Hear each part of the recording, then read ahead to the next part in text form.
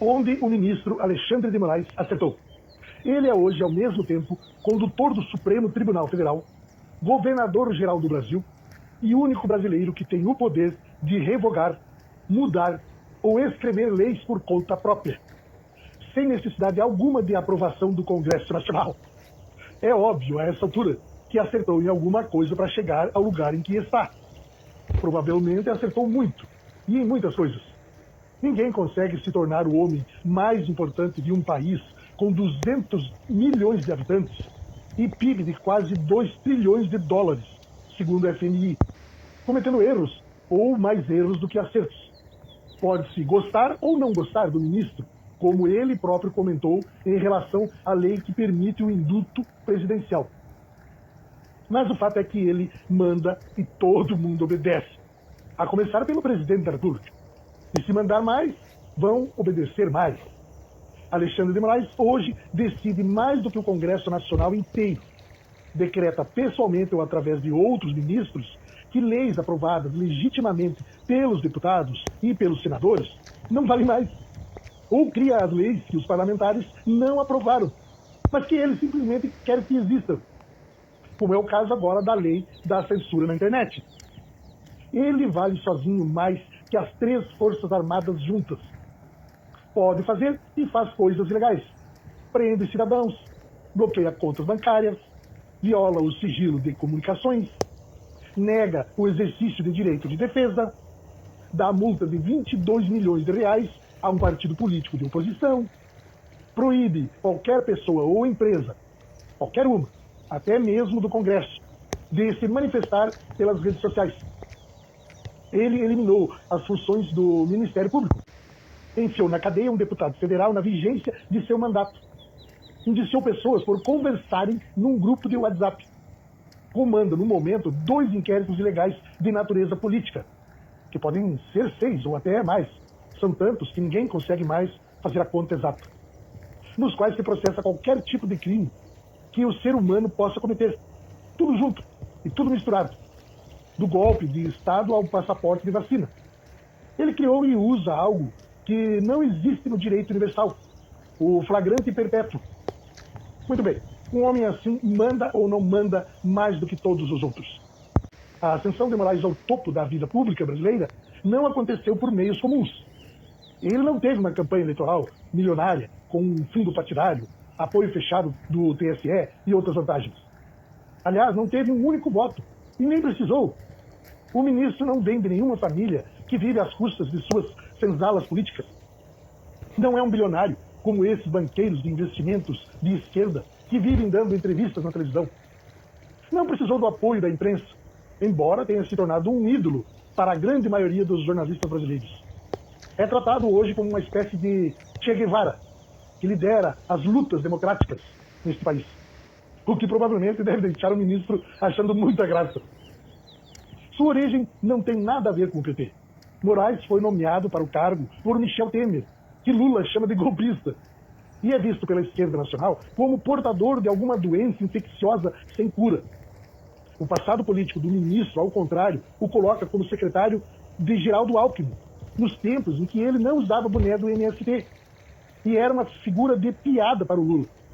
E os intelectuais e os artistas da Globo riam dele. Apesar de tudo isso, o ministro Moraes está lá. Como foi acontecer um negócio desses? Ou, de novo, onde ele acertou? Ele acertou em muita coisa. Essa que é a verdade.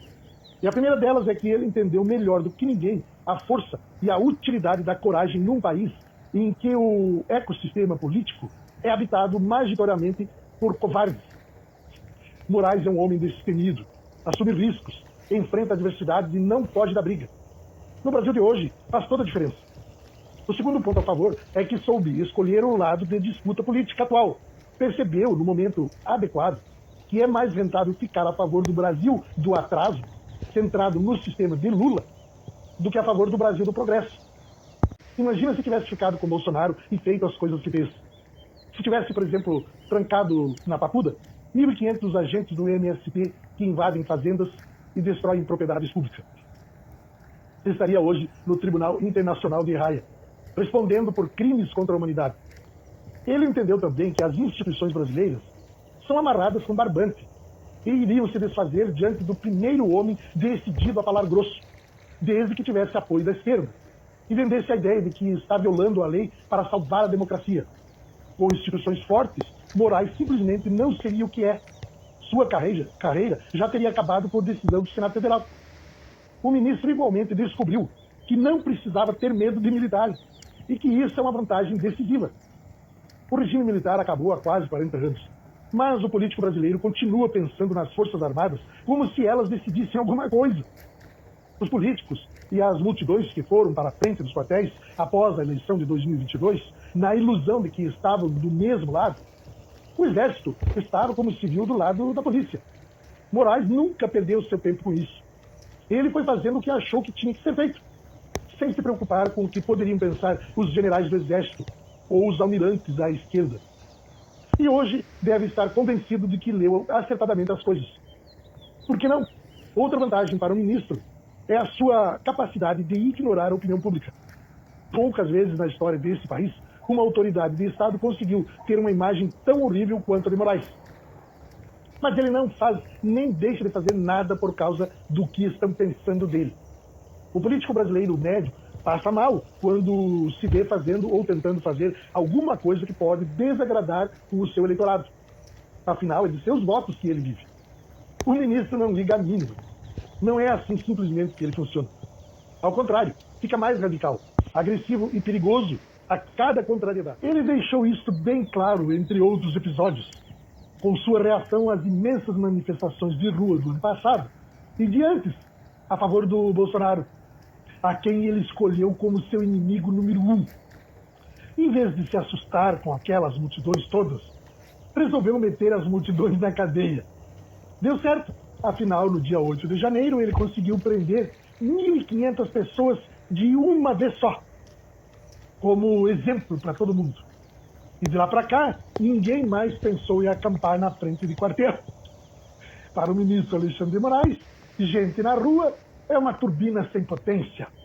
Faz barulho, mas não tira o avião do chão. Tem dado certo até agora. Do seu ponto de vista, está mandando mais hoje do que em qualquer outro momento de sua carreira.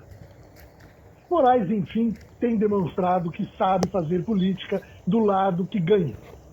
No momento mais indicado, soube trocar a direita autoritária, onde ele nasceu, pela esquerda, que será levada ao poder no movimento mais poderoso que já se viu até hoje na política brasileira. A guerra de extermínio contra a Lava Jato e o enfrentamento à corrupção.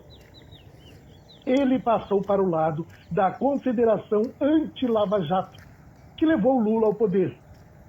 E aí soube assumir o papel de astro do filme. Entre outras coisas, como presidente do TSE. Foi ele quem realmente colocou o chefe do PT na presidência da República. É certo também que manda mais do que ele. Vivem os dois hoje num contrato de assistência mútua.